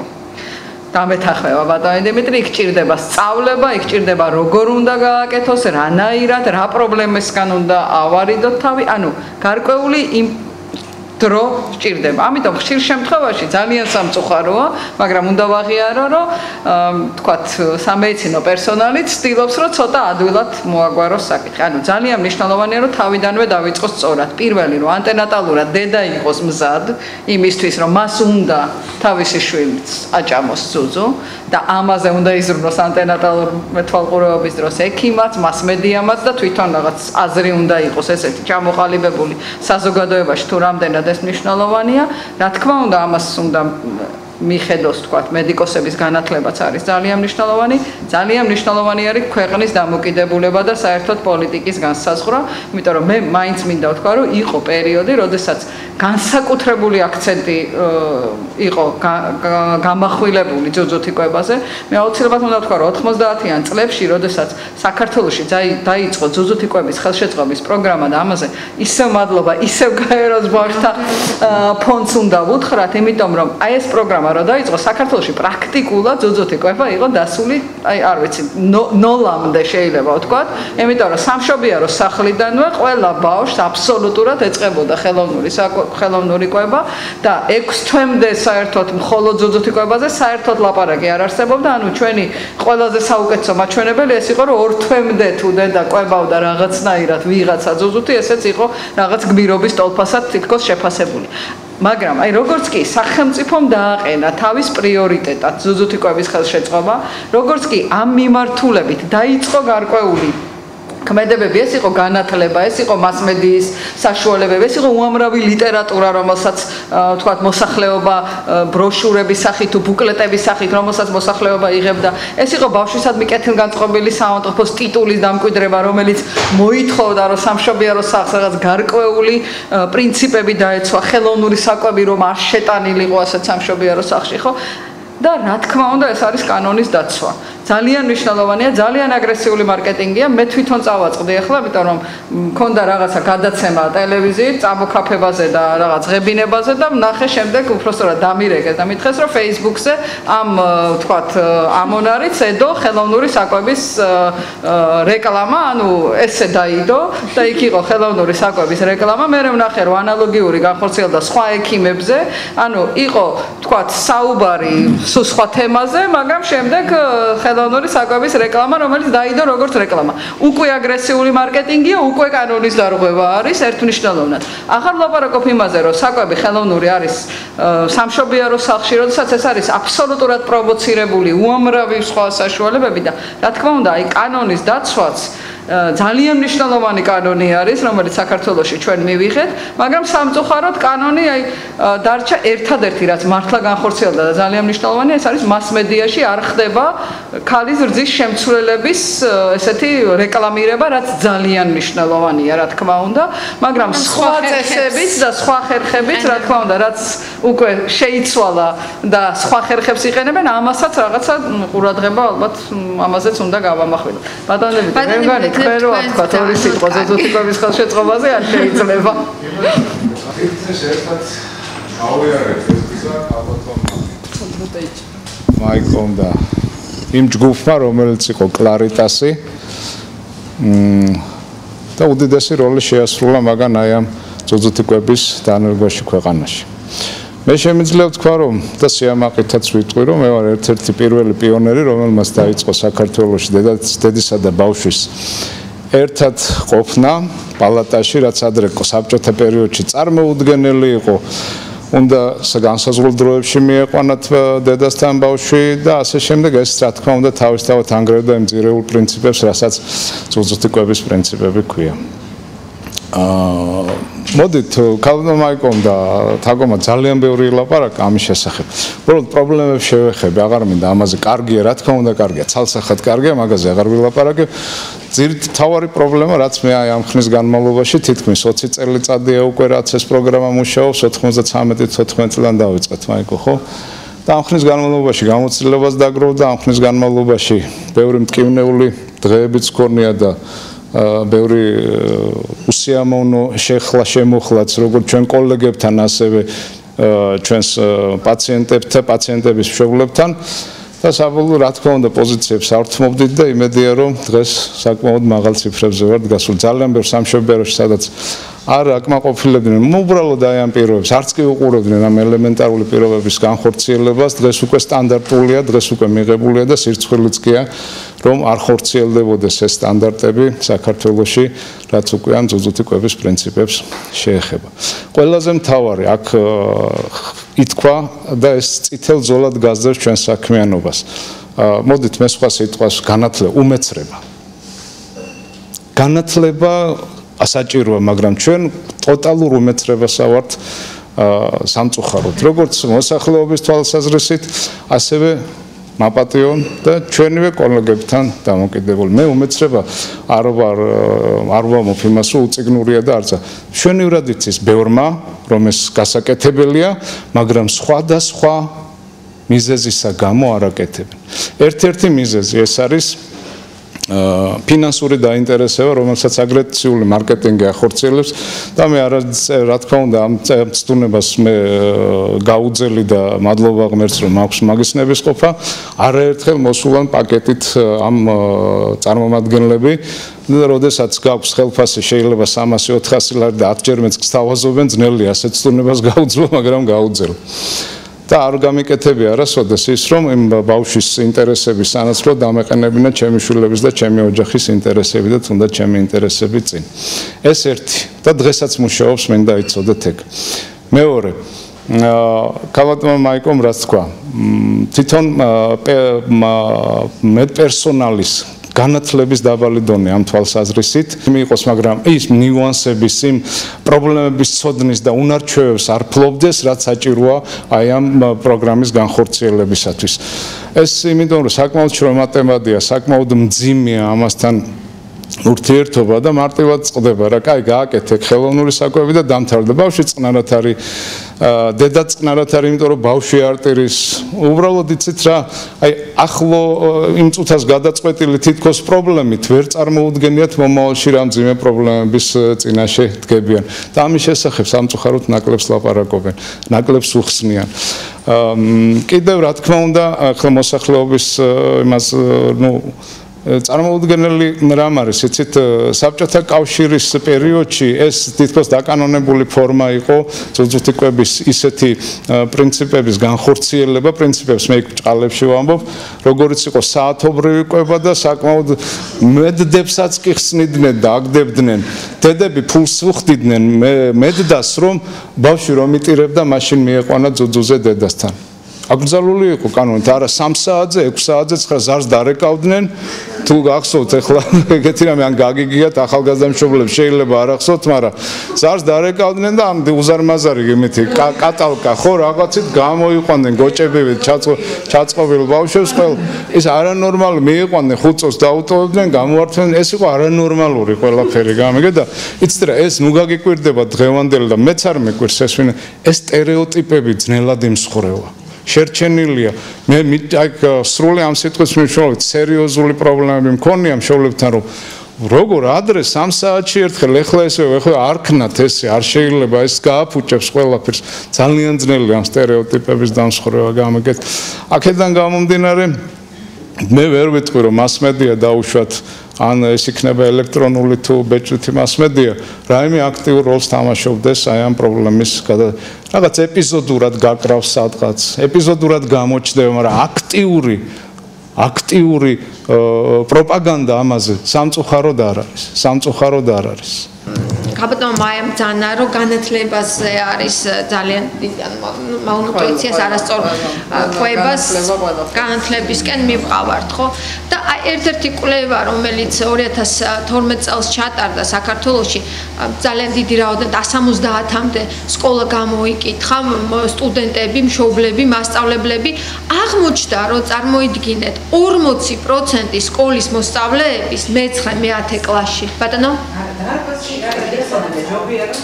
მე-9-10 კლასში ერწამით დავამთავრე ჩემს კითხვა არიციან კითხვა ანუ ეს არის ნამდვილად ძალიან დიდი პრობლემა არის თუ არა განათლების სამინისტროსთან თანამშრომლობა რამდენად არის გააზრებული აი თქვენ რასაც ბრძანებთ ეს რამდენიმე პროგრამა რომელიც დაიწყო ძალიან მნიშვნელოვანია მაგრამ როგორ შეიძლება ამას კომპლექსურად მიხედოთ და არის თუ არა ამ ხრივ დავშოთ თანამშრომლობა ესო ბრძანოთ და მე დარბას მივცეთ კითხვები.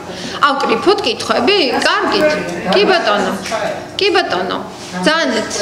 პოლიმის მჟავის დაკავშირებით მაქვს კითხვა. მე მაგალითად ვიყავი ორსული პოლიმის მჟავის მიღება დავიწყე 13 წლიდან, იმიტომ რომ არ ვიცოდი რომ ასეთი ტიპის პრეპარატი უნდა მიმეღო ან დაგეგმვამდე სამჩთაბრე ან თქვენ არ უნდა წოდნოთ თქვენ ეხლა ხო ან ჩემოგვიჩნდებს და ან მე ვცოდნო და კარგი იქნება რომ მე ვცოდნო რეპროდუქციულ ასაკში ყოფს რომ რაღაცა ეს მნიშვნელოვანი რამე თქვენ ასეთ რომ თქვით რომ 12 კვირიდან თუ მოვლენ უკვე დაგვიანებულია და უკეთესია რომ ამ ადამიანმა მიიღონ უფრო ადრე გაჟღერდა უკვე ვიცით ჯანდაცვის მინისტრისგან რომ დაიწყოს პოლიმჟავა ჩავიდა მაგრამ არავის იქვე არ ხსენებია რომ მნიშვნელოვანია ამ პრეპარატის უფრო ადრე დაწყება მიღება და პირიქით დაგეგმვამდე თუ გეგმავენ 3 თვით ადრე რატომ არ ახლავს ხოლმე ასეთი ტიპის პროგრამებს მე ამ შემთხვევაში შემე გადაჭრიტყო რატომ არ ახლავს სწორი კომუნიკაცია საზოგადოებასთან და იმის თუნდაც რეკლამირებს თუ სოციალური რეკლამები არსებობს ბევრი სხვა ფორმა არსებობს რომ ეფექტი ხო სახელმწიფოც უფრო მადლიერი იქნება სახელმწიფოს მადლიერება სახელმწიფო გაიზრდება და თქვენც უფრო გახვალთ იმ შედეგზე რაც ამ პროგრამას აქვს ხო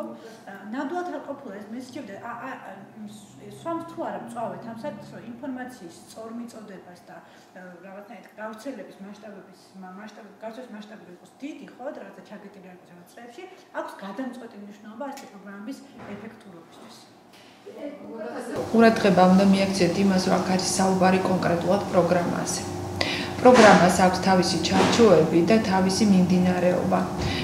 პროგრამა, რომელიც არის ორსულთათვის, ეხება ორსულებს. ამდენად რეკლამირება ის, რომ თქვენ დაიწყეთ პოლიუმის მჟავის მიღება რეპროდუქციულ ასაკში, ეს ვერ მოხდება პროგრამის ფარგლებში, იმიტომ რომ პროგრამა მას არ აფინანსებს. მე მივხვდით, ეს არის ზოგადად ექიმის და თვითონ მეანგინეკოლოგის, ოჯახის ექიმის თუნდაც დანიშნულება, რომელსაც ყოველდღიური შეხება აქვს გოგონასთან, არა მხოლოდ მაშინ, როდესაც იგი სქესობრივ ცხოვრებას იწყებს ოჯახურ გარემოში თუ თავისუფალი როგორც უნდა მას არ აქვს მაგას მნიშვნელობა. ის ყოველთვის ბავშვობიდან იმყოფება პედიატრის, ოჯახის ექიმის, თავის უბნის ექიმის მეთვალყურეობის ქვეშ. ეს არ არის მხოლოდ მიან გინეკოლოგის პრეროგატივა. მან ეს ისედაც უნდა იცოდეს და ინფორმაცია უნდა მიაწოდოს. მე პროგრამის ფარგლებში ვერ დავგეგმავ ამ ინფორმაციის გავრცელებას. მათ უბრალოდ ამ ეტაპზე მე ყველა ქალს საქართველოში ვერ ვაწვდი ფოლიუმის მჟავას უფასოდ. ვაკეთებ პრომოციას ჩემი პროგრამისას და ვამბობ იმათთვის, ვინც უნდა იყოს პროგრამის ბენეფიციარი. ამდენადად მოგვიკავეთ ამ ეტაპზე ჩვენი სარეკლამო კომპანია ამდენად ვერ ითვალისწინებს ამან, იმიტომ რომ შეიძლება შეცდომაში შეიყვანოს ქალი არაორსული, მან შეიძლება მიაკითხოს, მოითხოვოს გაუგებრობები თავიდან აცილების მიზნით არის მკვეთრი აქცენტი გაკეთებული, რომ ეს პროგრამა მუშაობს ორსულისთვის და ორსულს აქვს ამის მიღების საშუალება. ამდენად გვაპატიეთ თუ შეიძლება ამასთან დაკავშირებთ, ეს არის ჩემი პასუხი თქვენ კითხვაზე. სკოლაში ექიმის ან სამედიცინო პერსონალის ექთნის ექიმის დაბრუნების კუთხით ამასთან დაკავშირებით ვამუშავებთ ბრძანების პროექტს და აქტიური ურთიერთობა გვაქვს, რომ სკოლაში ჯანმრთელობის კუთხე იყოს და სკოლას ყავდეს თავისი ექიმი. იმას უკვე თავისი კომპეტენციები, ეს იქნება ამ პედიატრი ან ოჯახის ექიმი, რომელსაც ამ კატეგორიის ასაკობრივ ფენასთან უფლება აქვს ჰქონდეს შეხება და გაწერილია მათი უფლებები. მოვალეობები რა უნდა გააკეთოს, როგორ უნდა იმოქმედოს, ბავშვების ჯანმრთელობაზე როგორ უნდა საგანმანათლებლო სამუშაო ჩაატაროს არა მხოლოდ ბავშვებში და პედაგოგებში, არამედ მათ მშობლებთან. ასე რომ ირიბად ეს ამასთან დაკავშირებული საკითხებს ხოლო მას შემდეგ რაც თქვა ჩვენ ჯანმრთელობის ერთეულს დავამკვიდრებთ და განათლების სამინისტრო რასაკვირველია უზრუნველყოფს ამას სკოლებში, ჩვენ შევძლებთ ამ ინტერვენციის განხორციელებას. მადლობთ. შეკითხვა. მაინტერესებს თუ არის პროგრამაში ჩადებული ან და მიღმულია რამეზე რკინის განსაზღვრა ჰემოგლობინში თვითონ. არა. ჩვენ პროგრამულად ჩაიდო ეს არის რკინის რკინადეფიციტური ანემიის დადასტურების შემთხვევაში იღებს ორსული ამას. მე აღნიშნე რომ ეს იწყება 26-28 კვირის ვადაზე. ამ ვადაზე ჩვენ არა გვაქვს პროგრამული ვიზიტი ჩადებული, მაგრამ გაიდლაინი და პროტოკოლით ეს გათვალისწინებული 6 ვიზიტია, პროგრამული არის 4, გაიდლაინი და პროტოკოლით არის დამატებით კიდე 2 ვიზიტი გათვალისწინებული. ამ შემთხვევაში ორსულს საკუთარი სახსრებით შეუძლია ისედაც აკეთებს ამას, ჩვეულებრივ ჩვენ ეს პროგრამა რომც არ დაგვეწყო, ანუ დამატებითი ვიზიტის ფარგლებში, ანუ მას დაავადება აქვს, დეფიციტური ანემია და დადასტურება მან საკუთარი სახსრებით უნდა გააკეთოს. ამას როგორ გააკეთებს, ამას ექიმი განსაზღვროს, რა ჭირდება, ჰემატოკრიტი ჭირდება, ჰემოგლობინის ანალიზი ჭირდება თუ კიდე დამატებით სხვა ანალიზები, იმიტომ რომ თქვენ მართალი ბრძანეთ, იქ არის სხვადასხვა საშუალებები. ხო, ეს არ არის პროგრამული ამ ეტაპზე და მან თვითონ უნდა დაადასტუროს, რომ მაქვს რკინადეფიციტი. ჩვენ თქვით, რომ სკრინინგი, ანუ შემდგომში უკვე შესაძლებელია ექიმთან კონსულტაციის, ან უფასო ვიზიტის გამოყენება და ჰემოგლობინის ანალიზის, როგორც უფასოს გამოყენება. ეს შეღავათი არის მისთვის, ის რაც მან ისედაც უნდა გააკეთოს და აკეთებს. ამ შემთხვევაში მას ექნება ისეთ ვადაზე არის ჩასმული, რომ უფასოდ შეიძლება რომ მიიღოს. და ისე დაუბრუნდა ინფორმირების საკითხს. და ჩვენ აქ მოვისმინეთ, რომ ეს არის ძალიან დიდი პრობლემა, ექიმები არ აწვდიან ინფორმაციას და მე ესეთი ჩემი აზრით გამიყვანა, რომ ნამდვილად ამ საკითხში ვერ დავაყენებთ ჩვენ მასმედიას და მხოლოდ მასმედიის იმედზე ვერ ვიქნებით, რომ არ მოახდინოს მშობლების ინფორმირებულობა. არამედ ინფორმაციის მიწოდება მშობლებისათვის უნდა იყოს ეს სამედიცინო როგორც ერთ-ერთი სერვისი. ანუ ალბათ ეს ინფორმაციის მიწოდება უნდა იყოს ინსტიტუციონალიზებული, თვითონ როგორც ერთ-ერთი სერვისი, ისევე როგორც სხვა სამედიცინო სერვისები მიეწოდება დედებს, ქალებს და თქვა იგივე რატომ უნდა მიიღონ ფოლიუმის მჟავა, ან ასე შემდეგ, ხო? და ის რომ ექიმი არ დადგეს მიცდების წინაშე, როგორც ბატონო დიმიტრი აღნიშნა, რომ თქვა სხვა მივიდეს და თქვა უკეთესი პირობები შესთავაზოს, ან თქვა სახლში ეჩქარებოდეს და დიდი დრო არ დაუთმოს ამიტომ პაციენტს სხვადასხვა მიზეზების გამო თქვა ქონდეს ეს ინფორმაცია, მაგრამ არ მიაწოდოს თქვა მის პაციენტს, ხო? ამ მისი ვალდებულება უნდა იყოს სხვადასხვა დონეზე, ქალის ორსულობის განვითარების და რეპროდუქციული ესაკის ქალების და შემდგომ ბავშვის დაბადების სხვადასხვა ეტაპზე უნდა იყოს ეს როგორც ერთ-ერთი სერვისი სამედიცინო, რომელიც მიეწოდება ექიმის მიერ, თქვათ, დედებისათვის და თუ იგეგმება ჯანდაცვის სამინისტროს მიერ აი ესეთი ინსტიტუციონალიზება ამ ინფორმაციის მიწოდებისა, როგორც ერთ-ერთი სამედიცინო სერვისი იყოს ექიმის მოვალეობა, რომ ინფორმაცია მიეწოდეს და არ იყოს დამოკიდებული მის გიპასუხე. ექიმი მოვალდებულია პაციენტს მისი ჯანმრთელობის, მოსალოდნელი რისკების, სახელმწიფო პროგრამებით გათვალისწინებული კეთილდღეობების შესახებ ცალსახად მიაწოდოს ინფორმაცია. ჯანდაცვის კანონი ეს არის მეხუთე მოხლი, შეგიძლიათ ნახოთ და გადაამოწმოთ. ეს არის ცალსახად გაწერილი ვალდებულება ექიმების, რომ მათ პაციენტებს ყველა ამ თემაზე უნდა მიაწოდონ ინფორმაცია მათთვის გასაგებენაზე. ცალსახად ეს არის კანონისმიერი მოვალეობა. და თუ იმას გავითვალისწინებთ, რომ მე რაც ჩამოვთვალეს ღონისძიებები, ყველაფერი ეყრდნობა ეროვნულ გაიდლაინებსა და პროტოკოლებში დაფიქსირებულ ინფორმაციას, ანუ ამის შესახებ ნაციონალური გაიდლაინი და პროტოკოლი გაგვაჩნია. სხვა გზა უბრალოდ აღარ სახელმწიფო ამაზე იზრუნა უკვე, რომ მას ეს კანონმდებლობით ევალება, მისცა რეკომენდაცია, რომელიც არის ოფიციალური, მისცა სახელმწიფო პროგრამა და აქვს კონსტიტუცია და საკანონმდებლო სივრცე, რომელიც მას ავალდებულებს, რომ პაციენტს ეს უნდა მიაწოდოს. რასაკვირველია, აუცილებელია თვითშეგნების გაზრდა, მაგრამ ამას ახლა საკანონმდებლო დონეზე ცოტა ძნელად წარმომიდგენია, კიდე რა დაუწესოთ ექიმს, რომ მან თავისი ვალდებულება შეასრულოს. ჩვენ ამიტომ გადავწყვეტეთ, რომ პროგრამაში სარეკლამო კამპანიასთვისაცაა ფული გამოყოფილი, ჩვენ ეს გავითვალისწინეთ, რომ ამას დაჭირდება აქტიური მხარდაჭერა და ამისთვის ჩავდეთ ცალკე ფული, რომ მან სხვა არხებიდან დამატებით, მისთვის პოპულარული არხებიდან, თქვა ტელევიზიიდან, მასმედიიდან ეს ბუკლეტები და რაღაცები, კიდე დამატებით დროთა განმავლობაში მიიღოს ინფორმაცია, რომ ჩვენ მხოლოდ ექიმის კეთილგონიერებას თუ თვითშეგნებას არ დავეყრდნოთ და ორსულმა იცოდეს, რომ ეს არის კარგი, ეს არის მისთვის, მისი ჯანმრთელობისთვის. და იგივე ექიმებსაც რო ქონდეს ინფორმაცია, რომელსაც არ უყვარს შეიძლება გაიდლაინს და პროტოკოლს. ვებსაიტზე არის ეს ინფორმაცია თქვენ კი ბატონო, დევს სარეკლამო ბუკლეტების სახით ძალიან პოპულარულ ენაზე არის დადებული ვებსაიტზე და ის არის ხელმისაწვდომი ყველასთვის. კაპიტან თაკო. კომუნიკაცია პაციენტთან ეს არის ჯანმრთელობის ხელშეწყობის ნაწილი, რომელიც არის თავისთავად მოიაზრება და ეს არის პირველადი ერთ-ერთი აუცილებელი კომპონენტი, თქვათ, იმის ექიმის მუშაობაში. განსაკუთრებით პირველადი ჯანდაცვის ექიმზე, სადაც თავისთავად დონეს იმის პირველად ჯანდაცვის დონეს ევალება დაავადება და პრევენცია. და ამ კუთხით ალბათ საინტერესო იქნება თქვენთვის მოისმინეთ, რომ რამ 2 წლის წინ შევაფასეთ 2010-ში თუ არ ვცდები, შევაფასეთ ჯანმრთელობის ხელშეწყობის კომპონენტი, როგორ ხორციელდება. ის რომ კანონის დონეზე გაწერილია და პროგრამულად გაწერილია, ეს უკვე აღარ იყო კითხვის ნიშნის ქვეშ, უბრალოდ ნახოთ როგორ ხორციელდება. და იყო როგორც ესეთი ინდივიდუალური ინტერვიუები პირველადი ჯანდაცვის სერვისის მიმწოდებლებთან, ასევე იყო ფოკუს ჯგუფების ესეთი დისკუსიები. და შედეგი იყო ესეთი, რომ თვლიან პირველადი ჯანდაცვის სერვისის მიმწოდებელი, რომ ჯანმრთელობის ხელშეწყობა არ არის მათი მოვალეობა. უბრალოდ აღიარებენ, რომ წერია, მაგრამ აბა სად გვაქვს ამის ან დრო და ან თუ ხელფასი იმდენია, რომ ჩვენ ეს გავაკეთოთ. ანუ რაც ხნა კვლევიდან იყო ძალიან მარტივი, რომ არავინ არ უარყოფდა იმას, რომ ჩვენ ამას არ ვაკეთებთ. ყველა აღიარებდა, რომ ჩვენ ამას არ ვაკეთებთ.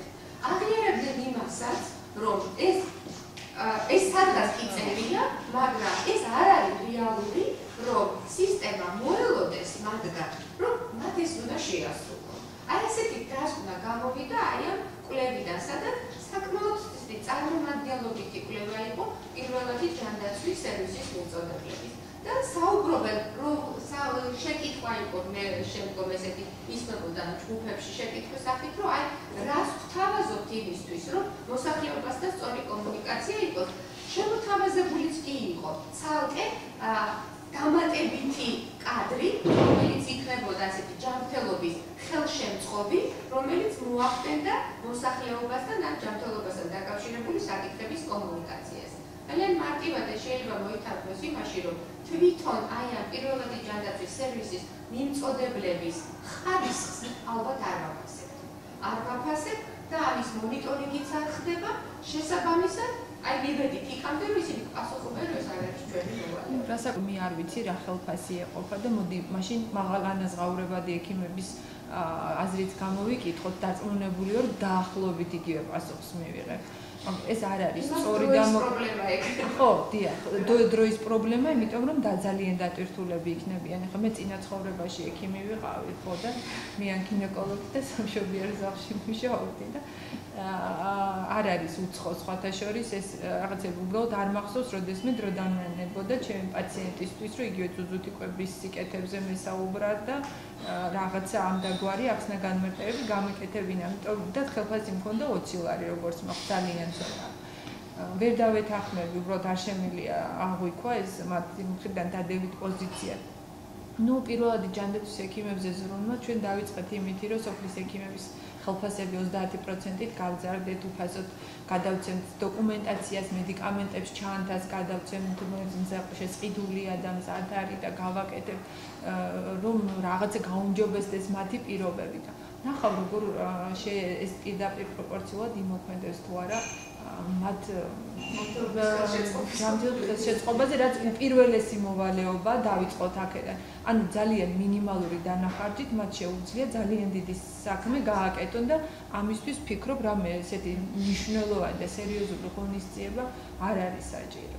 ეგის შემცველების აგრესიულ მარკეტინგთან დაკავშირებით იცით, რომ არსებობს კანონი და არსებობს ასევე კანონმდებლარი აქტები, რომლებიც ხელი უნდა შეუწყო კანონის განხორციელებას. ესეთი მაგალითად სამართალდამცველთა კოდექსში შეტანილი არის ორი მუხლი, ეხლა ზუსტად შეიძლება თავებიდან მუხლები ვერ დავასახელოთ, რომელიც ითვალისწინებს პირდაპირ საჯარიმო სანქციებს მათთვის, ვთქვათ იგივე სამედიცინო დაწესებულების დონეზე მოახდენს აი ესეთი აგრესიულ მარკეტინგს, ნებისმიერი ეს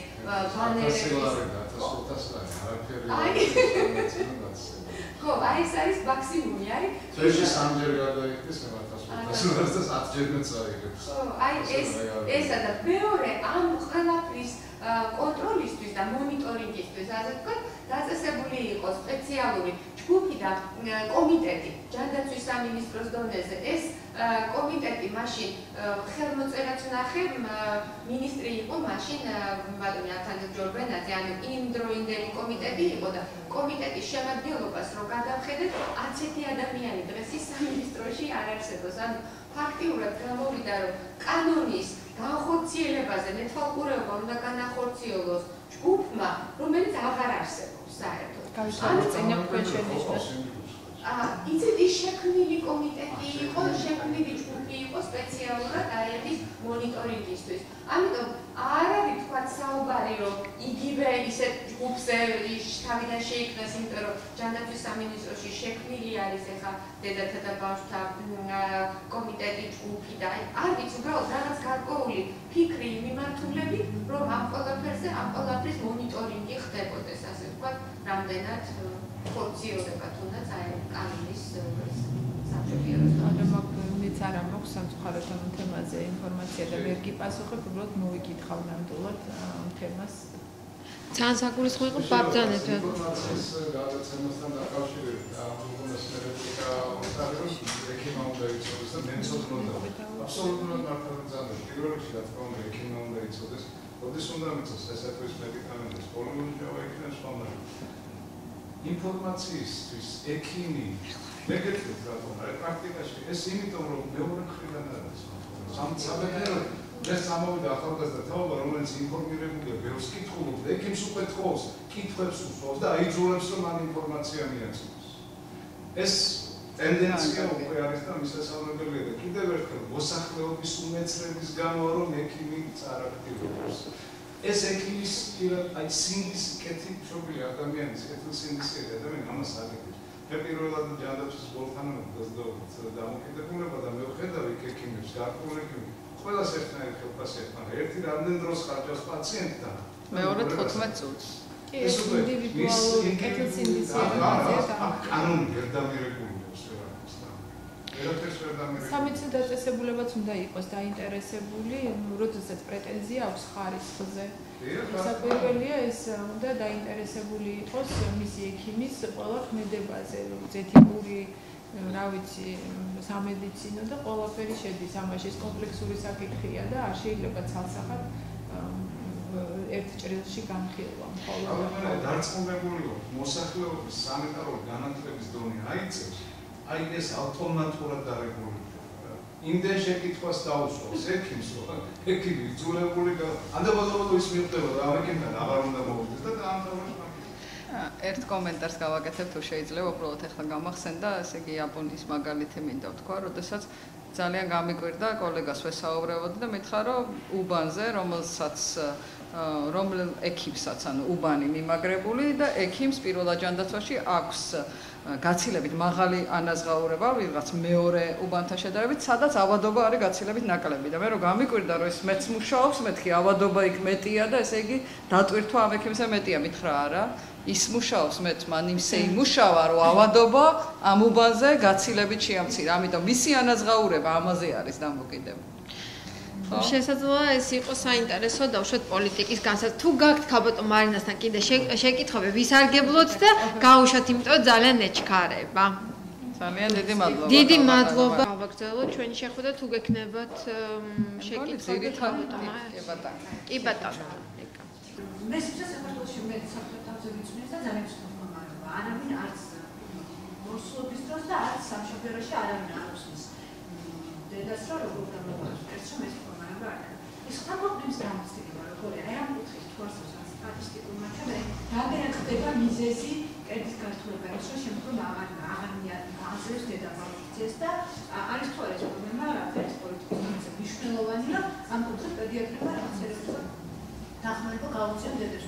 მე ვიცი რომ ეს არის აშლილი პრობლემა და ძალიან ძნელი დიდი მადლობა ნამდვილად, ამიტომ იყო ლაპარაკი სწორედ აი ბატონმა დემეტრიმაც ეს აღნიშნა, რომ შეიძლება იცოდეს ძალიან ბევრი და ექიმი იყოს კარგი, კარგად იცოდეს, მაგრამ ამ ძუძუთი კვების თქვათ პროგრამას ერთ-ერთი ძალიან დიდი მნიშვნელობა ის იყო, რომ სწორედ ძალიან დიდი ნაწილი ეთმობოდა პრობლემებს, რომელიც როგორ უნდა ავიცილოთ თავიდან, ან თუ აღმოჩნდა რა შემთხვევაში როგორ უნდა მივხედოთ ამ პრობლემების მართვას.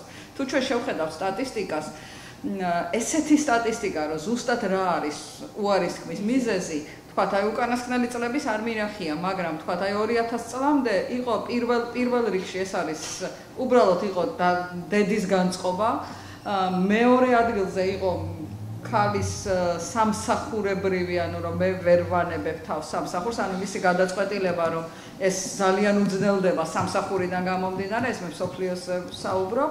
და მესამე იყო გარკვეული პრობლემები. ანუ პრობლემები ყველა შემთხვევაში არის ძალიან მნიშვნელოვანი, იმიტომ რომ ძალიან სერიოზულ დისკომფორტს იწვევენ, ადამიანს უქმნიან სერიოზულ დისკომფორტს, სერიოზულ რაღაც საფრთხეს შეიძლება არა, მაგრამ თქვათ მაღალ ტემპერატურას, ძლიერ ტკივილს და ასე შემდეგ, რომელსაც გარკვეულწილად ჭირდება სწორი მართვა, მაგრამ დავიწყოთ ამაზე, რომ თავარი არის, რომ სწორედ ეს პრობლემა არ განვითარდეს. პრობლემების განვითარება უხშირესად დაკავშირებულია კვების არასწორ ტაქტიკასთან. ანუ, როდესაც ტაქტიკასთან, ტექნიკასთან უფრო, ხო?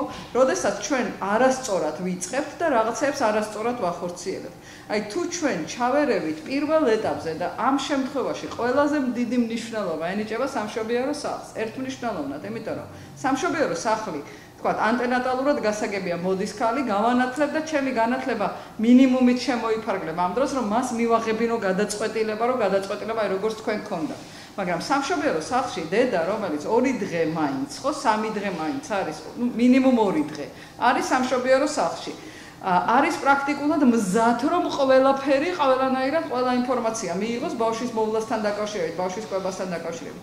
აი ამ შემთხვევაში მნიშვნელოვანია, რომ როდესაც ახორციელებს პირველად ძუძუთი კვებას, იქ იყოს ადამიანი გამოცდილი, ეს არ არის აუცილებელი, რომ ყველა შემთხვევაში იყოს ექიმი. ეს შეიძლება იყოს მედდა, ეს შეიძლება იყოს ბებია ქალი, რომელიც იქ უნდა იყოს და უხსნიდეს, როგორ უნდა განახორციელდეს ძუძუთი კვება. ისე ვიძახი, იცით, აი საკანონმდებლო კანონმდებლობით ეს არანაირად არ დარეგულირდება. ეს უნდა დარეგულირდეს თვითონ ალბათ ერთის ხრივ დაწესებულებაში, იმიტომ რომ დაწესებულებამ უნდა გადაწყვიტოს, რომ მას თუ აქვს მაღალი მაჩვენებელი ძუძუთი კვების, მას თუ არა აქვს შემდგომში ესეთი პრობლემების განვითარების რისკი, ეს ნიშნავს, რომ მისი თანამშრომლები ძალიან კარგად და აქტიურად მუშაობენ. ანუ ეს აქედან უნდა მოდიოდეს, რა თქმა უნდა. კაპიტან მაია, მე მაინტერესებს ისიც აი თვითონ კვლევაშიც იყო ეს ტერმინები, ხო ჟარგონი იყო ნახმარი, რომელიც მე კარგად ვერ გავერკვია. არა ექსკლუზიური ძუძუთი კვება და არა ოპტიმალური ძუძუთი კვება. თუ შეიძლება განვმარტოთ საზოგადოებას, ანუ რა განსხვავებაა და რა შეიძლება. ცოტა ესეთი არის, რა თქმა უნდა, ანუ ექსკლუზიური ძუძუთი კვებას როდესაც ვსაუბრობთ, ექსკლუზიური ძუძუთი კვება ეს ნიშნავს, როდესაც არის მხოლოდ ძუძუთი კვება, ყველანაირი სხვა დანამატების გარეშე, მათ შორის თქვათ არ იგულისხმება იგივე სითხეც, რომ ანუ არ ემატება წყალიც. აი წყალიც თუ ემატება, თქვათ ძუძუზია მთლიანად, მაგრამ იღებს რაღაც რაოდენობით წყალს, ამ შემთხვევაში ჩვენ არ ვლაპარაკობთ, რომ ეს არის ექსკლუზიური ძუძუთი კვება. ითვლება, რომ მხოლოდ ძუძუ საკმარისია ბავშვისთვის, როგორც საკვები, ისე სითხის რაოდენობის შესავსებად, როდესაც ის იღებს საკვებს არა საათობრივად, როგორც ადრე იყო, არამედ მოთხოვნილების მიხედვით. ანუ არა ექსკლუზიური ეს ნიშნავს, როდესაც ძუძუთი კვებასთან ერთად დამატებულია სხვა საკვები. ანუ ამაში ჩვენ შეიძლება ვიგულისხმოთ, რომ ესენი არიან ბავშვები, რომლებიც ძუძუთი კვებასთან ერთად იღებენ დამატებით საკვებს, თქვათ თუ 6 თვის მერი არის და იღებს ქალის რძეს, მაგრამ ამასთან ერთად იღებს ხელოვნურ საკვებსა, უკაცრავად ფაფებს, მარცვლეულს, ბოსტნეულს და ასე შემდეგ, მაგრამ აქვე უნდა ვიგულისხმოთ, რომ არა ექსკლუზიურ ძუძუთი კვებაში არიან ის კატეგორია ბავშვებიც, რომელიც დედის ძესთან ერთად ხელოვნურ საკვებსაც იღებენ.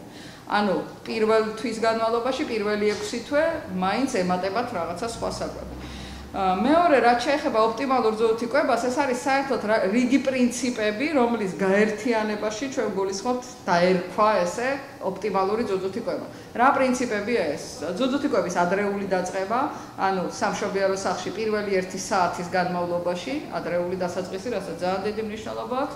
ეს არის მოთხოვნილებითი ძუძუთი კვების განხორციელება, ანუ როდესაც ბავშვია, მაშინ რო კვებოთ ბავშვი. ეს არის ექსკლუზიური ძუძუთი კვება, ანუ ოპტიმალური ძუძუთი კვებაში შედის თვითონ ექსკლუზიური ძუძუთი კვება 6 თვემდე და ეს არის ძუძუთი კვების გაგრძელება 2 წლამდე. 1 წლის მერე მას იმდენად კვებით იღირებულება არ აქვს, როგორც აქვს დამცველობითი ღირებულება და აი ამ ასაკისთვის ძალიან მნიშვნელოვანია, როგორც დამცველობითი ფაქტორი.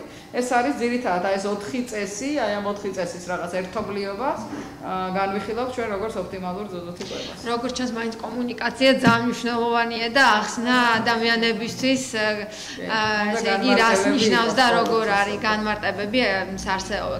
თუ გექნება შეკითხვები, მაშინ მე კიდე ერთი შეკითხვა მაქვს, შეიძლება და ეს ძალიან მაინტერესებს ეს შეკითხვა, ვინაიდან მახსოვს იგივე ბებია ჩემი მეტყოდა მაგალითად ბიჭი თუა, ოხ ბიჭს უნდა ძუძუ აჭამო და ხო გოგო თუა შეგიძლია არ აჭამო. ანუ აქვს თუ არა აი ამ გენდერულ თავისებურების მნიშვნელობა და აისახა თუ არა ეს თქვენს ესეთ რა მალნუტრიციასთან დაკავშირებით მე მინდა ვთქვა რომ საქართველოში რამდენადაც მე ვიცი და შეიძლება ქალბატონმა თამარ თაგო მე დაამატო საქართველოში რაღაც გენდერული ვთქვათ მიმართებით ამისი კვლევა არც ყოფილა მაგრამ თუ ჩვენ ავიღებთ მსოფლიოს სადაც საერთოდ რაღაც გარკვეული გენდერული თავისებურება არათანასწორობით ხასიათდება არის რომ მალნუტრიციის შემთხვევები აი ზოგიერთ ქვეყანაში არის გაცილებით მაღალი გოგონებში სწორედ გამომდინარე იქიდან რომ ითვლება რომ ვაჟი უკეთესად უნდა გამოიკვებოს პირველ რიგში და შემდეგ ეტაპზე გოგონა და ძალიან ხშირად როდესაც ლაპარაკი არის სწორედ კვებით პროგრამებზე აი ბევრ ქვეყანაში ჩადებული არის გენდერული თანასწორობაც ამ პროგრამაში რომ აუცილებლად ყურადღება, განსაკუთრებული ყურადღება დაეთმოს გოგოს. არ ვიცი რამდენად ეს თქვა საქართველოსთვის, არ მგონია რომ ეს საქართველოსთვის იყოს აქტუალური პრობლემა, თუმცა ვიტყვი მაგალითად ერთ-ერთ აი სწორედ ჯანდაცვის სამინისტროში გარკვეულ ხდომაზე გამოვლინდა რომ თქვა აი აბორტების მაჩვენებელს თუ ავიღებთ, ხო, აბორტების სიხშირეს, ამ შემთხვევაში ეს პრობლემაა, იმიტომ რომ ამ შემთხვევაში გენდერულად ეს ძალიან დიდი დისბალანსია, ანუ გაცილებით მაღალია გოგოს შემთხვევაში, რა თქმა უნდა, ვიდრე იმ დროს, როდესაც ვაჟზე არის ქალი ორსულად. კვებასთან დაკავშირებით არ მგონია რომ ჩვენ საქართველოში ამისი პრობლემა გქონდეს. ნუ ერთ-ერთი ავტორი ამტკიცებს რომ არის პრობლემა, მაგრამ ნუ ეს დღევანდელი შეხვედრის ესე იგი საკითხი ნამდვილად ხო, ნახოთ, ანუ გოლიმოდ, ანუ დისკუსია, ანუ არ არსებობს შეთანხმებული აზრი და როგორც ჩანს, ამიტომ მაინტერესებდა თქვენ კვლევაში მიაქცეთ თუ არა ამას ყურადღებად. იმიტომ კი არ გეუბნებოდათ, ფერო.